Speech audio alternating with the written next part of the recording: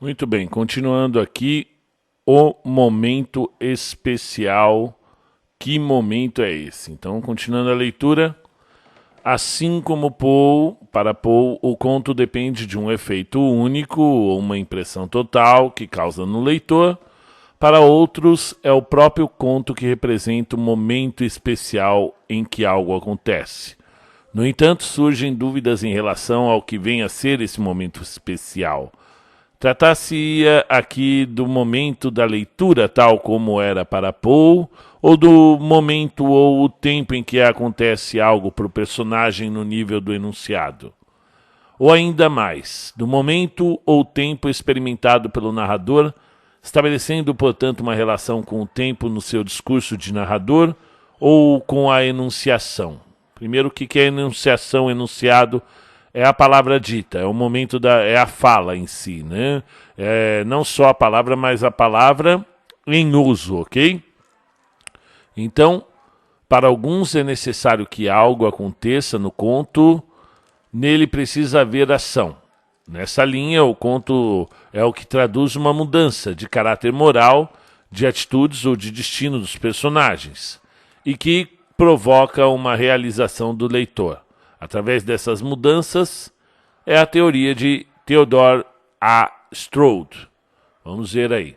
Para outros, deve acontecer algo num tempo passado, que é, dessa forma, dominado pelo narrador. É o que pensa Mário A. Lancelot. Mas para outros, o que o conto mostra é justamente a ausência de mudança e de crise. E se a crise existe, por vezes é notada pelo leitor e não pela personagem. Às vezes não existe mesmo crise nenhuma. Nesse caso, os personagens não mudam. E no conto nada acontece. Isso é, o que acontece é esse nada acontecer. É a monotonia do relato e da mesmice do cotidiano que substitui, então, o que seria a dinâmica dos processos de evolução de uma mudança. Então, essa terceira colocação aí é muito mais vislumbrada agora no século XX, já nos últimos momentos aí, quando o modernismo ele toma conta mesmo, vocês vão ver mais questões existenciais, psicológicas, muito subjetivas do que o acontecimento em si, ok, pessoal? Você vai ver muito isso na Clarice Lispector, no Guimarães Rosa. Você verá também de uma maneira não tão aflorada assim, antes desse período, no Machado de Assis. Vamos ver, o importante, pois, é que haja algo especial na representação dessa parte da vida, que faz o conto, isso é, que haja um acidente de interesse e que ele seja ou pareça-nos realmente um caso considerado pela novidade, pelo repente, pelo engraçado ou pelo trágico, afirma José Oiticica, citado por Herman Lima em Variações sobre o Conto. Intimamente ligado ao momento de realidade que o conto representa, ao problema do tipo de tempo em que nele é representado, né? Trata-se de um acontecimento com simetria e lógica na sua sucessão de início, meio e fim, né? Será que é isso? O tipo de tempo? O tempo é um só, não é verdade? Como que vai ter tipo de tempo? E aí você vai pensar, né? Não, às vezes o tempo de um segundo se passa em 3 páginas no conto. Tudo depende da forma que você vai abordar. Você entra nos recônditos mais profundos da mente da personagem e por ali você fica um bom tempo destrinchando pensamentos, medos, excitações, mudanças, né? Segundo Aristóteles, sim. Trata-se, vou voltar um pouquinho. Trata-se de acontecimento com simetria e lógica na sua sucessão de início, meio e fim? Segundo Aristóteles, sim. Mas parece que o grande mérito de Tchekov foi quebrar essa linha de sequência, valorizando o meio. Havendo ou não evolução de atitudes das personagens ou mudança de seu comportamento, o que esse modo de abordar o conto propõe é considerar o conto como um modo narrativo propício a flagrar um determinado instante que mais o especifique. Então, pode ser aí mais importante o instante, como um flagrante da vida real. Vamos ver. Nesse caso, não haveria o acompanhar por muito tempo essa evolução, o que redundaria em formas mais desenvolvidas, como a novela e o romance. Então, essa coisa linear de acompanhar um acontecimento que tem o antes, tem o durante, tem o depois, estariam aí no século XX mais desenvolvidos na novela e no romance, mas no conto aqui, não necessariamente. Haveria o simples, arguto e rápido instantâneo da realidade, captando-a na sua especificidade. Mas isso não seria típico também do poeta e da crônica e do sketch, né, que é a sketch? E ainda, se o conto tem por base esse instante de crise ou conflito da personagem, não tenderia a se basear na tensão dramática, tal como no teatro? É o que propõem alguns teóricos como E. Bowen. As semelhanças entre a construção do conto e do teatro existem em vários aspectos, como começar do fim para o começo, tender para um final conclusivo e forte, tudo girar em torno de um ponto, o conflito dramático. Então, por exemplo, tudo acontece quando você está dentro do metrô, sentado olhando para fora pela janela, e de repente vem descendo uma mocinha pela escada rolante. Você olha para ela e ela olha para você. E o conto se passa nesse conflito dramático, enquanto as portas começam a se fechar do metrô.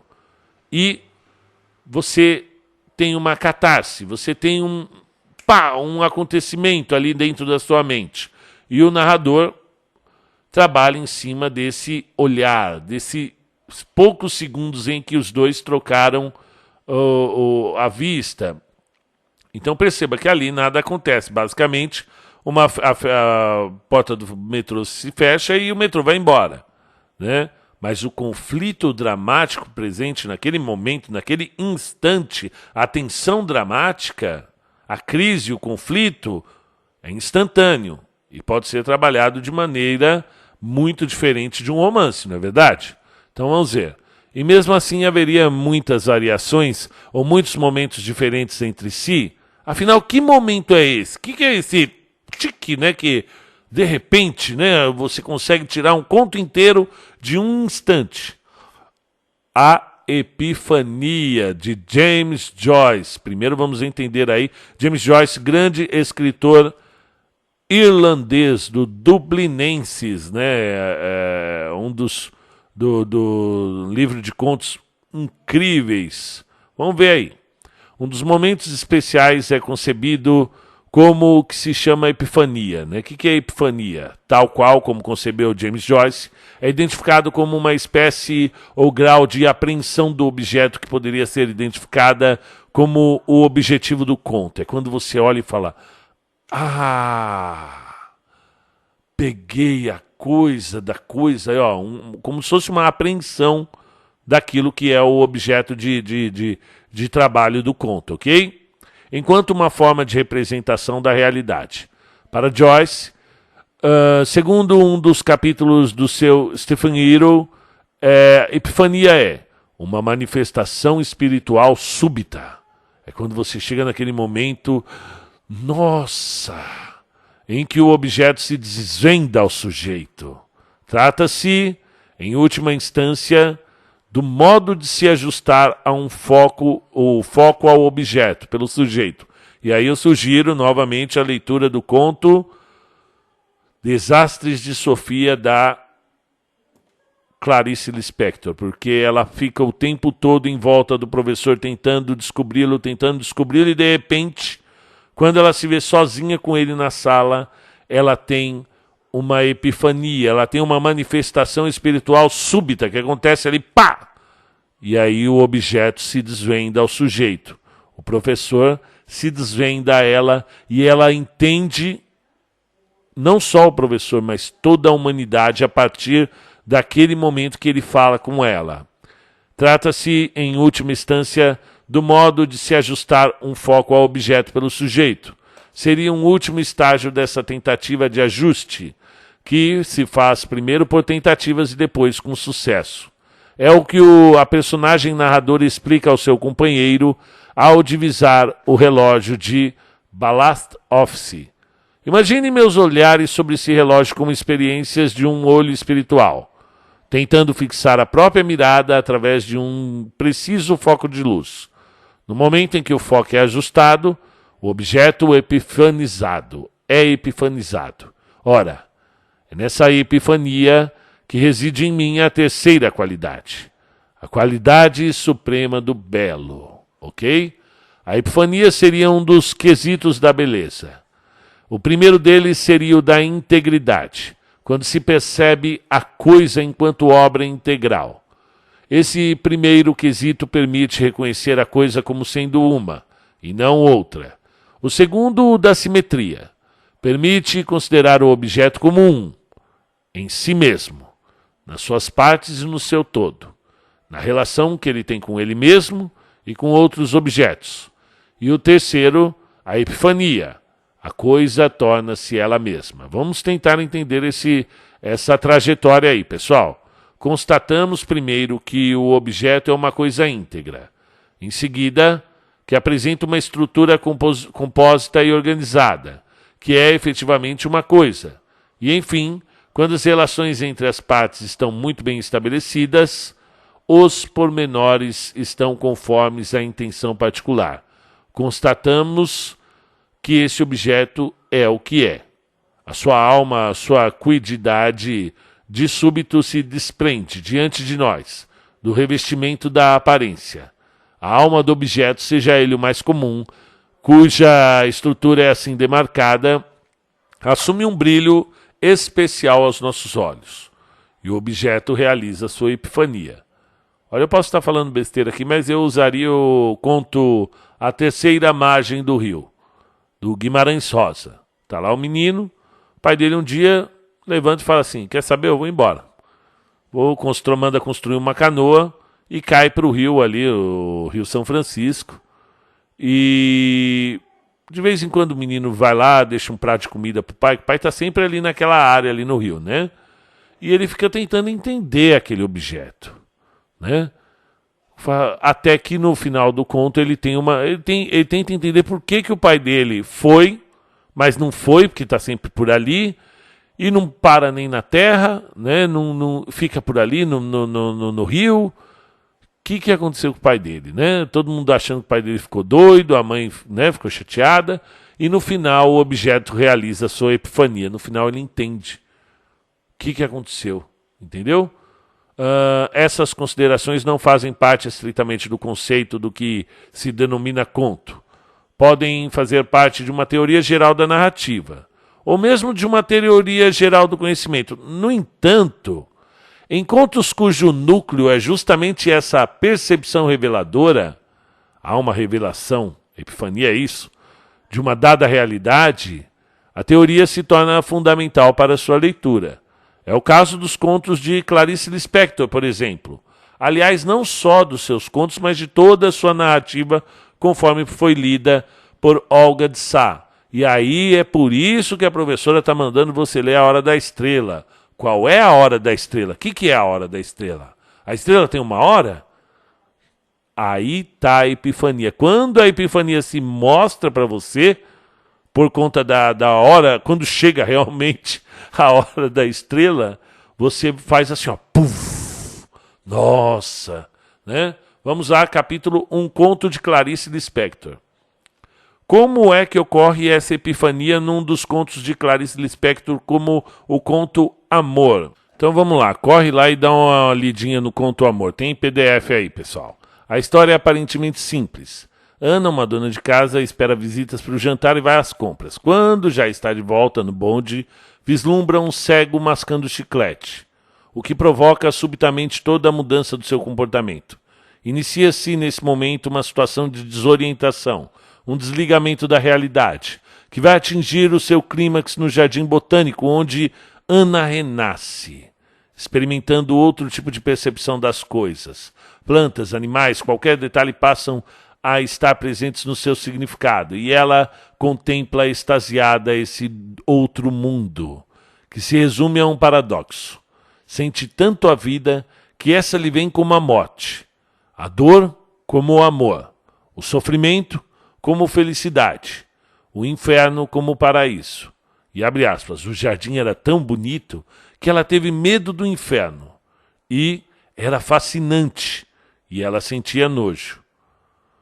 Convém notar, pessoal, o que é paradoxo. Vocês vão fazer lá o trabalho de figuras de linguagem.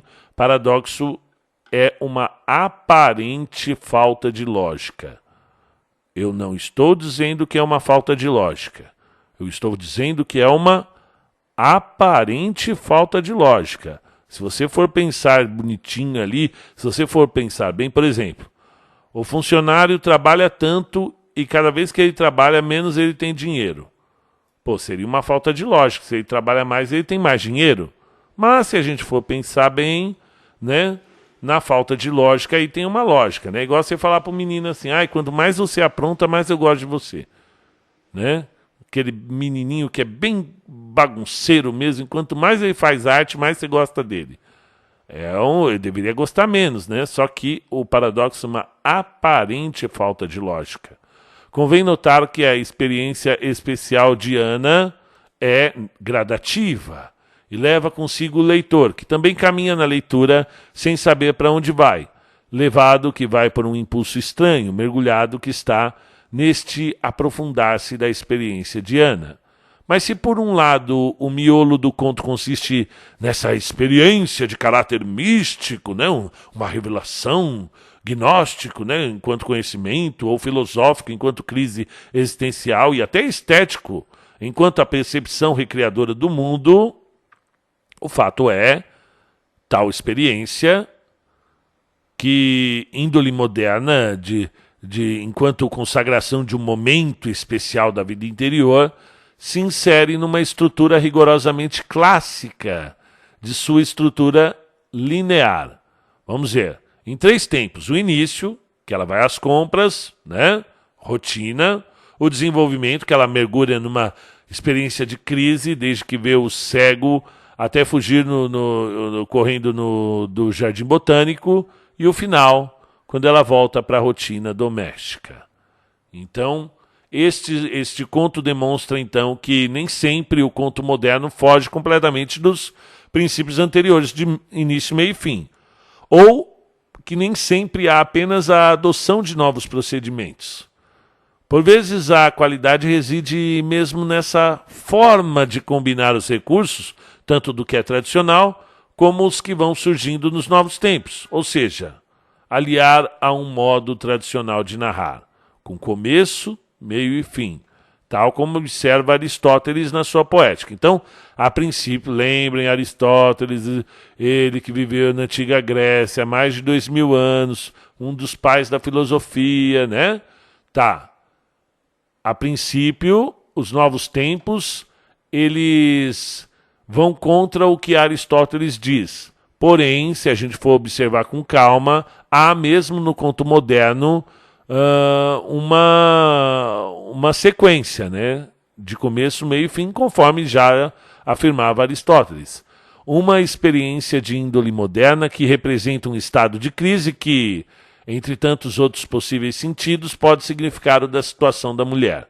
A mulher abafada por aquela vida familiar em que não cabe a expansão de suas potencialidades mais individuais e mais profundas, em que acaba perdendo sua identidade, a qual vislumbra temporariamente na sua plenitude no Jardim Botânico, para depois voltar, com a riqueza dessa experiência anterior, à absorvedora rotina da vida doméstica. Você vai ver também isso no livro A Paixão segundo GH, ok? Esse é, para mim, a maior manifestação dessa epifania. A menina acorda de madrugada, vai na cozinha e de repente acontece uma coisa ali com ela na cozinha que é incrível, genial. Então, vamos continuar aqui. Portanto, mais um parágrafo, a epifania, embora característica de uma linha de literatura moderna, não explica os contos de Clarice Lispector enquanto gênero específico. Então pode cair, gente, a epifania na prova. O que é epifania? né? Você vai ter que desenrolar lá, você vai ter que falar esse momento de revelação diante de um objeto, né? Onde o objeto se transforma e se apresenta para você, ok? A questão não é somente constatar a epifania, mas o conjunto de recursos narrativos que se combinam de forma a definir o modo de construir o conto. Seus contos surgem, pois, da combinação de vários recursos narrativos. O da tradição, então, da onde vem essa epifania, essas características dos recursos de hoje? Vem da tradição, sim, porque há um antes, um meio e um depois, mesmo que não ocorra a ação em si, e dos tempos modernos. A combinação é que ela, sim, é responsável pela sua especificidade, ok? Então, fechando aqui, pessoal, vamos só falar de um flash dos novos tempos. É justamente por essa capacidade de corte do fluxo da vida que o conto ganha eficácia, principalmente agora no século XX, segundo alguns teóricos, na medida em que breve flagra esse momento presente, que pode ser aquele do menino que está dentro do metrô e fecha a porta e a menina fica na plataforma olhando para ele, captando-o na sua momentaneidade. Palavra-chave aí, marca aí no caderninho. Momentâneo, né? É o flash, sem antes nem depois, não precisa nem dar o nome dos personagens. É o caso, entre tantos, da escritora Nadine Gordimer, para quem o conto representa o real, como que através de flashes de luz, intermitentes, como o piscar de vagalumes. E assim, marca o nome da Nadine, hein? Nadine, flash de luz, ok? Assim concebido, o conto seria um modo moderno de narrar, caracterizado pelo seu teor fragmentário, de ruptura com o princípio da continuidade lógica, tentando consagrar esse instante temporário. E ó, você vê que agora, num último momento, a gente já está nem falando de... né? Estamos falando de instantes, é aquela coisa... né? As reservas a essa concepção são mais ou menos semelhantes as que já foram levantadas sobre o conceito de conto como representação de um momento epifânico ou de crise existencial. Ela pode explicar um conto ou uma narrativa, mas não o conto enquanto gênero, ok? No entanto, a escritora propõe uma questão de interesse. Quando indaga das razões que levam o conto a sobreviver, quais as implicações sociopolíticas dessa sobrevivência? Se o romance, conforme a crítica marxista de G. Lukács, pressupõe a privacidade para uma curtição pela classe burguesa e marca o apogeu da cultura individualista, que papel social cabe à leitura do conto? Segundo ela, o conto abre aspas. Aí a resposta pode ser aí uma pergunta de prova, né? Segundo tal, qual é o papel social da leitura do conto? Segundo ela, vamos ver, é uma arte solitária na comunicação. E é, pois, outro sinal, tal como o romance, de uma solidão e isolamento crescentes do indivíduo numa sociedade competitiva. Você só pode ter a experiência da leitura de um conto mediante condições mínimas de privacidade, que são as da vida da classe média. Ah, tá. Então, qual é o papel social da leitura de um conto? É a solitária arte da comunicação. Pá, ok? No entanto, ela reconhece a mudança. Mas, naturalmente, o conto, por razão de sua completude, totalmente contida no breve tempo que você dispensa a ele, depende menos que o romance das condições clássicas da vida da classe média. E talvez corresponda à ruptura, à quebra daquela vida que já está acontecendo. E nesse caso, embora o conto possa sobreviver ao romance, pode tornar-se obsoleto, quando o período de desintegração for substituído por novas formas sociais e por formas de arte que as representem. Ok. Nesse caso, o apogeu do romance, o auge do romance, seguido da preponderância do conto, tende a ser seguido por outras formas narrativas, e haveria uma tendência à predominância de formas cada vez mais breves. Já tem mais ou menos isso, né? Você vê que As narrativas nas redes sociais são muito breves, muito concisas. Veio a crônica, hoje veio o mini ou microconto, né, que são aquele do quando acordou o dinossauro ainda estava lá. É um novo gênero, né? Um mini conto, ou nanoconto, ou microconto. Isso aí começou com um cara lá de Guatemala, chamado Augusto Monterroso, que de repente um dia escreveu, né? Quando acordou, o dinossauro ainda estava lá. Então tem outros adeptos do microconto, desde o Kafka ao próprio Hemingway. Então, Jorge Luis Borges são adeptos e entusiastas também. E parte aí do precursor que foi o Augusto Monterroso com esse ah, do dinossauro. Então, por exemplo, aí tem outros. Tem um do Alan Moore, Tempo, Inesperadamente. Inventei uma máquina do... Ou aquele, o microconto, ele já tem todo o significado nele. Olha, pai, eu tentei, mas acho que não deu muito certo, não. Falei, tentou o quê? Aí você, né? Do Anton Chekhov. Esse do pai é do Antônio Prata. Do Anton Chekhov. Um homem em Monte Carlo vai ao cassino, ganha 1 milhão, volta para casa, se suicida. Puxa, né? Então esse é o microconto. E aqui o que a menina está falando é que cada vez mais vai haver há uma tendência à preponderância de formas cada vez mais breves. Essa proposta estimula uma discussão sobre a relação entre o conto e outras formas breves de comunicação, veiculadas pela TV, por exemplo. Qual será o destino do conto na era da informática?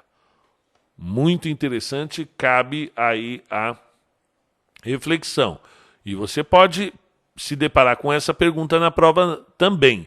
Qual será o destino do conto na era da informática? E não dá para você simplesmente escrever uma resposta completamente particular sem... Porque você já leu o texto, né? Você sabe que ela está se referindo aqui à escritora em si, que é a Nadine Gordimer, né? E faz algumas referências à crítica marxista de G. Lukács, né? Que fala aí da flutuação. Como que o conto flutua na sociedade atual e para onde ele vai, principalmente com a era da informática. E aí vem as redes sociais, vem o Twitter, o limite máximo de caracteres, e aí a propagação e a popularização do gênero microconto. Estuda aí, tá, gente? E aí na próxima a gente já vem com o conto A Voz de um Solitário.